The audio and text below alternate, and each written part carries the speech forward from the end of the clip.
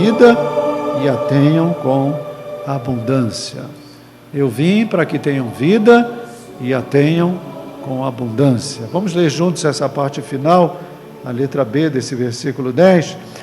Eu vim para que tenham vida e a tenham com abundância. Abaixe a sua cabeça e ore agora comigo nesse instante. Jesus, aqui estão as tuas palavras, no meio de tantas outras palavras proferidas por tantas outras pessoas, que às vezes até ficam misturadas com as nossas próprias palavras, mas nós queremos nesta noite que teu Espírito Santo, que tenha esse ministério de nos lembrar as tuas palavras, de nos guiar e nos ensinar, o teu Espírito nos elucide o que pretendias afirmar com esta declaração. Tudo para a tua honra, a tua glória e teu louvor, em nome de Jesus. Amém e amém. Podem se assentar. Com Jesus a vida é plena. Vamos recitar juntos? Com Jesus a vida é plena.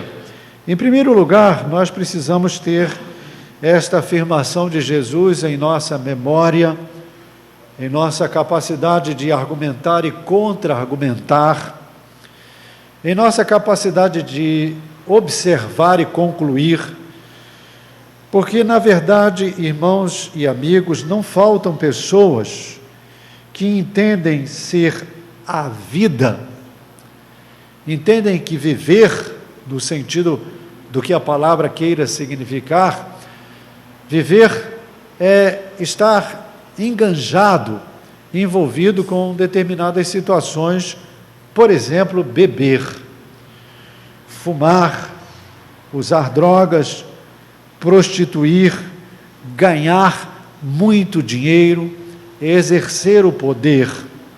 E uma vez que estas pessoas, e não são poucas, são muitas, e elas estão presentes em todos os segmentos sociais, fazem parte de todos os relacionamentos, uma vez que elas têm uma influência, uma presença marcante, nós acabamos acreditando também, ficamos como que perdendo o piso, nós ficamos como que admitindo essa possibilidade de que talvez eles, quando estão na farra bebendo, ou quando estão fazendo uso de drogas, ou estão usufruindo de muito dinheiro, eles estejam vivendo. E aí nós passamos, a partir da impressão que eles nos passam, nós estamos interpretando erradamente que a vida está identificada com eles, e que nós não temos vida. Coitado de nós, crentes em Jesus Cristo. Não bebemos, não fumamos, não jogamos, não fazemos nada disso, não vamos às farras. E às vezes eles são tão atrevidos e tão arrogantes que eles chegam até mesmo a insinuarem isto, que nós não temos uma vida. Porque nós não bebemos, porque nós não jogamos, porque nós não fumamos, porque nós não farreamos, porque nós não fazemos isso, porque nós não fazemos aquilo. E é muito importante, em primeiro lugar, que nós comecemos a fazer uma análise crítica, no sentido de que, embora eles digam que estão vivendo, na verdade, eles não estão, de fato, usufruindo aquilo que poderíamos conceituar como vida plena, vida total, vida absoluta, vida abundante. Se não bastassem estas pessoas, existem aquelas, em segundo lugar, que, inclusive sendo religiosas, e aí a situação fica um pouco mais complicada para nós, crentes em Jesus Cristo, porque elas são religiosas, e o marketing pessoal religioso deles é realmente significativo e persuasivo, acabam nos passando uma ideia de que estão vivendo através da idolatria ou do misticismo, eles estão vivendo uma vida, e no caso uma vida religiosa, que se caracteriza por uma vida plena, e nós, às vezes à margem da sociedade, outras vezes não usufruindo da pompa religiosa, algumas ocasiões sendo rejeitados, até mesmo como pessoas que não têm significância na sociedade, e olhamos estas pessoas tendo preeminência e proeminência, religiosamente falando, e aí ficamos como que observando e querendo entender o que é que está acontecendo, se é eles que têm vida, porque a religiosidade pomposa deles, a religiosidade aceita e divulgada pela sociedade, endossada pelos meios sociais, a religiosidade deles está cada vez mais presente, que nós não estamos vivendo, então, uma situação X. Isso é muito importante para que nós possamos lidar, em terceiro lugar, com aquelas pessoas que não estão nem neste grupo primeiro, nem no segundo grupo. São pessoas que estão vivendo dias muito tristes. E por estarem vivendo dias tristes, elas o estão por causa de situações em que se sentem arrasadas, infelizes, deprimidas, destruídas. E quando este primeiro grupo ou o segundo grupo chega para essas pessoas, falando em vida, elas não conseguem nem ouvir o discurso dessas pessoas, porque elas de alguma forma já vieram dessas duas experiências. Elas já fizeram parte de ambas. E se você quiser dizer para estas pessoas que elas precisam tomar uma cervejinha para melhorar o humor, elas vão dizer: eu já me enxafordei de cerveja, isso não serve para mim, isso não resolve o meu problema. Se você disser: vamos lá em determinada experiência religiosa, e você vai ter uma outra ideia a respeito do agir de Deus, eu já vim de lá, e sabe o que está acontecendo comigo? Eu perdi o sentido da vida. E você está falando em viver, e na verdade o que está acontecendo comigo é vontade de morrer. E nada disso que eu já experimentei na vida teve importância, teve significância. Vai lembrar aquela história que vocês já conhecem, do homem que estava deprimido, infeliz, foi procurar um médico para ver se o médico dava para ele um comprimido, um remédio, uma medicação que aliviasse o seu humor. E quando ele foi conversar com o médico olhou para ele, viu o seu estado de infelicidade, e então, comentando com ele a respeito da chegada de um circo novo na cidade, compartilhando com ele a experiência de ter ido ao circo e ter saído do circo muito feliz, muito alegre, muito contente, depois de ouvir as piadas do artista do circo que estava lá, do palhaço.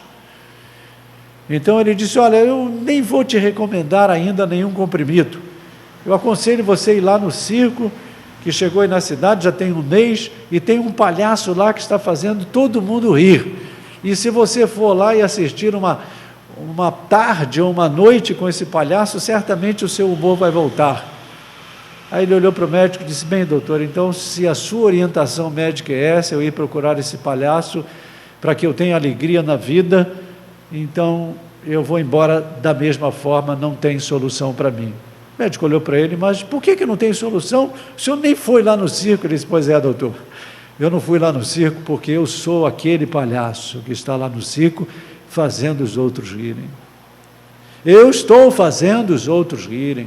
Os outros olham para mim e pensam que eu estou feliz, mas eu não estou. Então nós precisamos ter discernimento e sabedoria como crentes em Jesus Cristo, prestar atenção nas palavras de Jesus, compreender o que é que ele estava afirmando, para que nós possamos resgatar a experiência que um dia nós começamos a viver com ele. Provavelmente você lembra, talvez você fosse ainda criança, ou adolescente, jovem, ou mesmo adulto, e você começou uma vida maravilhosa, e você descreveu para as pessoas que estão vivendo a decepção, que já experimentaram dessas realidades enganadoras. E aí você resgata esta verdade que Jesus Cristo afirmou, nessas palavras que aqui ficaram registradas pelo apóstolo João: eu vim para que vocês tenham vida. E para que vocês tenham vida, vocês entendam o que é a vida, caracterizada pela abundância. Em nossa expressão mais contemporânea, mais compreensiva, vida plena. Eu vim para esta finalidade. A partir de mim, as pessoas podem ter uma outra alternativa. A partir de mim, as pessoas podem viver uma outra realidade, porque eu vim com esse objetivo, eu vim com essa finalidade. Agora, aquelas pessoas que estão buscando na bebida, no fumo, nas drogas, na prostituição, no dinheiro, no poder, estão buscando a vida. Aquelas pessoas que estão buscando a vida em religiosidades que não são religiosidades de Deus, para estas pessoas que estão agora decepcionadas, infelizes, tristes e não sabem o que vão fazer, porque o que sentem até a vontade de morrer, para que elas tenham vida, em vida plena, vida em abundância. Por isso, em quarto lugar, é sempre bom resgatar as palavras de Jesus Cristo. Para nós que somos crentes em Jesus Cristo, e comunicar para as pessoas que sempre conosco estão, que ainda não são crentes, meninos e meninas, adolescentes, jovens, parentes, amigos, compartilhar com elas que no meio de todas estas circunstâncias, Jesus Cristo faz essa declaração. O que Jesus veio fazer neste mundo? E aí ele responde essa pergunta filosófica. O que é que Jesus veio fazer no mundo? Eu vim para que vocês tenham vida e vida em abundância. Essa vida, por isso mesmo, ela está vinculada a Jesus Cristo.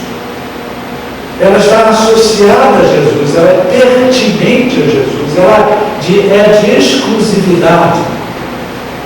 Ela pertence a Ele, é peculiar a Ele, é inerente a Ele.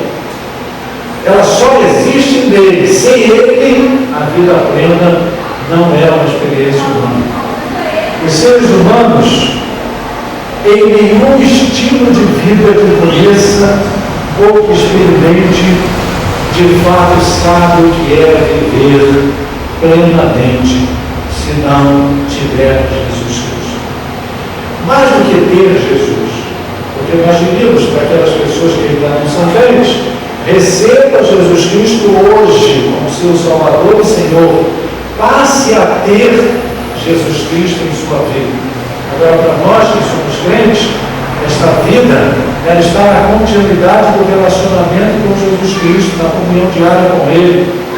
Quando quer lendo a sua palavra, estejamos meditando nela, ou quer sem ler diariamente, mas no coração e na mente sendo lembrados pelo Espírito Santo das palavras de Jesus e do relacionamento com Ele lá no trabalho, na escola, relacionamento passeando na praia, o relacionamento no ônibus, onde quer que nos encontremos no carro dirigindo, no trabalho.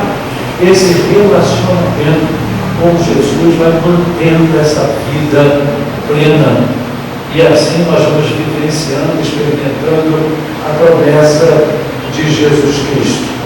É uma vida com Deus, e apenas com Deus é que a vida ganha significado. E só com Jesus é que nós temos uma vida com Deus. Por mais que a religiosidade por aí afora fale de Deus, pregue Deus, ensine Deus, mas não existe Deus sem Jesus. A gente tem que colocar isso na nossa cabecinha. Porque as pessoas religiosas falam tanto de Deus, tanto de Deus, tanto de Deus, que elas acabam nos convencendo que elas conseguem ter Deus sem Jesus, e nós acreditamos. Passamos por cima das palavras de Jesus, quando ele diz: eu sou o caminho, a verdade, a vida, ninguém vem ao Pai senão por mim. E nós nos enganamos e somos enganados por eles, e até dizemos: tá bom, então tá, você tem Deus, amém, não preciso falar com você de Jesus. Não existe isso. Só existe vida com Deus através de Jesus. E por isso, vida plena só existe através de Jesus, porque só Jesus é que traz Deus para a nossa vida. Aliás, não sei se vocês sabem, a palavra entusiasmo significa etimologicamente exatamente isso. Ela é uma palavra composta de outras duas. Tel significa Deus e in significa dentro. Então, intel, entusiasmo, é Deus presente na nossa vida. Quem tem entusiasmo é quem tem Deus. Mas só tem Deus quem tem Jesus. Não é Deus mais religiosas, devotas, sacrificiadas e dedicadas que as pessoas sejam. Elas precisam de Jesus e que quem tem Jesus precisa cultivar esse relacionamento. Em quinto lugar, para ajudar na compreensão do que Jesus estava dizendo, na época quando ele estava falando, os irmãos devem saber um pouco que naquele mundo onde Jesus viveu, a língua falada nas cidades, a língua citadina, era o grego koiné. Mas a língua falada nos povoados, nas cidades pequenas, onde Jesus circulava, era o aramaico. E é por isso que a nossa Bíblia original está no grego koiné. E por isso é que Marcos, às vezes, transcreve a palavra de Jesus. Ele dizia isto: Eloi, Eloi, lama sabachthani, e coloca algumas expressões aramaicas, porque Jesus, na verdade, na maioria das vezes, quando estava falando com o povo, ele falava nessa linguagem aramaica, que era a linguagem do povo. A cidade, por exemplo, falava o grego koiné, que era a língua difundida pelo mundo helênico. O Império grego espalhou a cultura. A Roma espalhou a cultura no sentido do desenvolvimento, as estradas, mas antes de Roma, os gregos vieram e espalharam a cultura grega. É como hoje o Império norte-americano espalhou no mundo a língua inglesa, mas nós temos os dialetos, temos a língua nacional. Então, quem quer fazer parte do mundo erudito fala o inglês, e se não falar inglês, não faz parte do mundo erudito.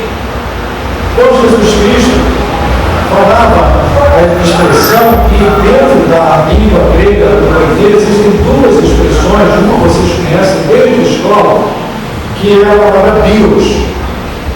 Então a palavra bios significa vida, mas essa palavra vida, bios, raramente é usada no Novo Testamento. A expressão que passou a ser usada no Novo Testamento foi uma outra expressão, zoe, porque a palavra bios estava muito mais relacionada à anatomia, à constituição do corpo. E a palavra zoe está relacionada ao dia a dia, ao cotidiano, ao fazer, ao ir, ao voltar, ao agir, ao ser. E quando Jesus usa a palavra, ele lança a mão no aramaico de uma expressão que veio a ser invertida para o grego koiné e chegou em português para a vida, e nós acabamos não sabendo o que ele está falando, porque tudo é traduzido por vida, bios é traduzido por vida, zoe é traduzido por vida, e outras expressões são traduzidas por vida.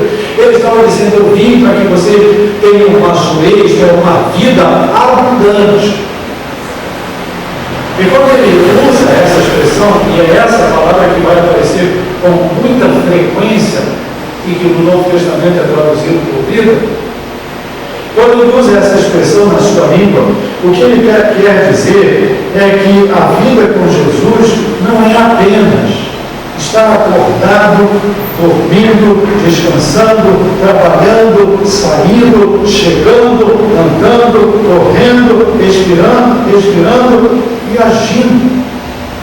A vida com Jesus é muito mais do que isso. A vida sem Jesus é isso, é o que a palavra queria significar. Comum era isso, estar acordado, estar trabalhando. Pastor, mas eu não aguento mais, só trabalho. Estou cansado de ficar todo. Pastor, eu estou cansado de passear. Estou cansado disso, cansado daquilo. A vida cansa, é essa vida. Expressa dessa forma variada, multifacetada assim. É uma vida que acaba se tornando cansativa, enfadonha, sem sentido, efêmera.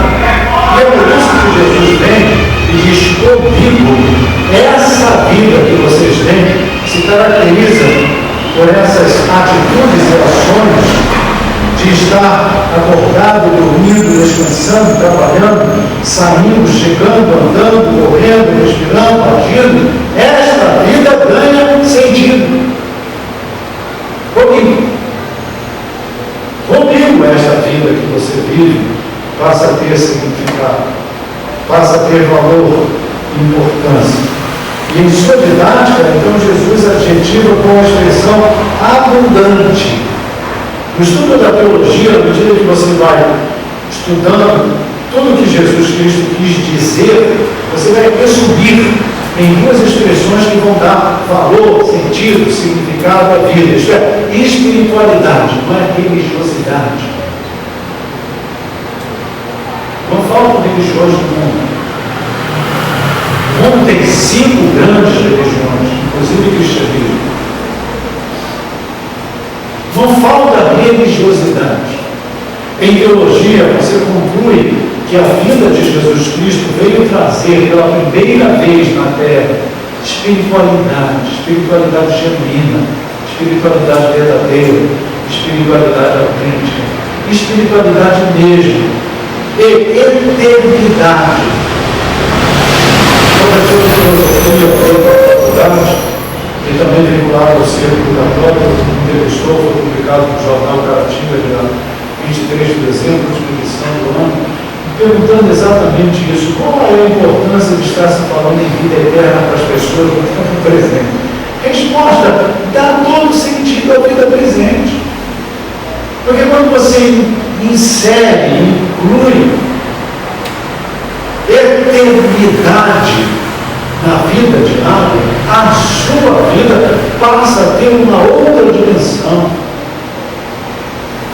Então não é questão de você, como ele quis dizer na pergunta, muito interessante, não é uma transferência para lá. Nós não estamos falando em vida eterna, transferindo nada para lá. Quando Jesus vem e diz: eu vim para que vocês tenham vida e vida em abundância, e ele faz referência à eternidade, ele está inserindo a eternidade neste tempo presente. E quando esta vidinha que nós temos ganha o sentido de eternidade, esta vida, ela passa a ter relevância, ela passa a ser vida mesmo, propriamente dita, passa a ser vida em todos os sentidos. Daí, em sexto lugar, em vez de ter uma vida efêmera, inútil, finita, fútil, vazia, sem sentido, que conduz aos vícios.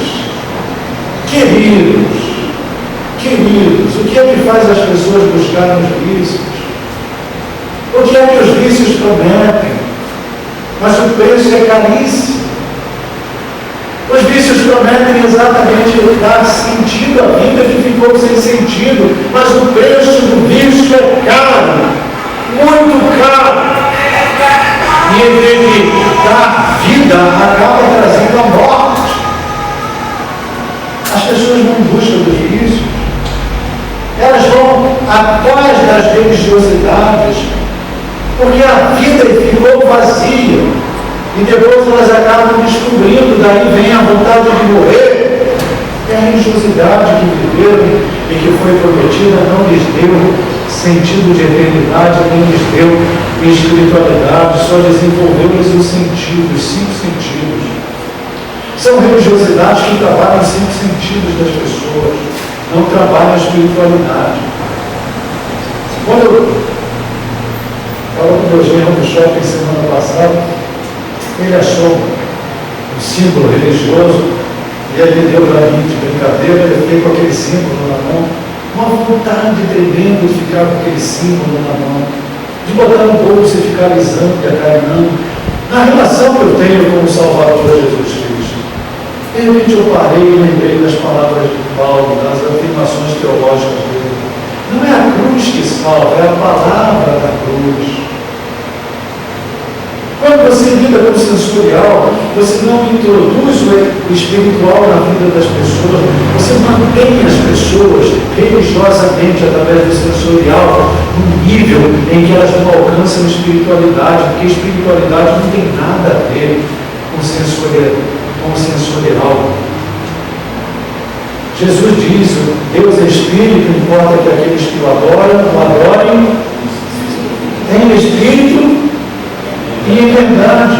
E as pessoas com o tempo acabam descobrindo isso, mas elas vão lá porque elas vida está vazia. Agora, por que ir lá? Por que ir acolá? Se o caminho é Jesus Cristo, Eu vim para que tenham vida e vida em abundância. Em vez da pessoa no final desejar a morte, ou partir deste mundo de uma maneira infeliz, existencialmente falando, ela pode partir com uma experiência de espiritualidade, de eternidade inseridas nesta vida, desfrutando realmente da presença de Deus, tendo uma vida plena. Aí, em sétimo lugar, com a Organização das Nações Unidas, naquela campanha sobre a qualidade de vida, e isso é muito importante. Existe um estudo que informa ser o estado do Espírito Santo no Brasil um dos estados onde a vida tem maior qualidade, e o estado do Espírito Santo informa que a cidade de Vitória é uma cidade onde também existe uma qualidade de vida muito grande. Qualidade de vida é interessante. As pessoas devem buscar qualidade de vida, e a ONU, para ajudar as pessoas, num dos seus departamentos, formulou 2 questionários, um de 100 e outro de 26 perguntas, e incluiu nessas 100 ou 125 ou 26 perguntas, conforme o questionário, incluiu aspectos para falar sobre qualidade de vida, incluiu aspectos físicos, psicológicos, nível de independência, relações sociais, meio ambiente e aspectos religiosos. Reconheceu que aspectos religiosos influem na qualidade de vida. Agora, presta atenção, e aí eu termino mesmo. Com Jesus, nós temos mais do que qualidade de vida. Nós temos vida plena, vida abundante, vida que realmente satisfaz. Vida espiritual e vida eterna, inserida nessa vida que nós temos a cada dia da nossa existência. Amém, queridos? Aleluia! Glória a Deus! Vamos ficar com Jesus, agarrado com Jesus. Vamos seguir a Jesus a partir de hoje. Você que ainda não crente com Jesus, e aí você vai ser cada vez mais abençoado. Abaixe a sua cabeça e nós vamos orar. Vamos pedir a Deus que Ele nos abençoe, que Ele nos conceda que sejamos instrumentos dessa graça para muitas outras pessoas. Muito obrigado, Jesus Cristo, por elucidar de uma maneira tão compreensiva, tão transparente o entendimento nosso. Abrindo nossos ouvidos, nossa inteligência, dando-nos compreensão das tuas palavras, porque elas significam muito para nós. E a partir do momento que muito significa para nós, nós passamos a ter condições de conversão no dia a dia com as pessoas. Nós dizemos para as pessoas que tu és o cara, Senhor. O cara sou eu, tu és o cara. Ó Jesus, abençoa-nos, para que nós apontemos o dedo na tua direção para as pessoas com as quais convivemos, com as quais trabalhamos, com as quais lidamos, parentes, amigos, vizinhos, conhecidos, e elas também comecem a entender o que nós estamos experimentando.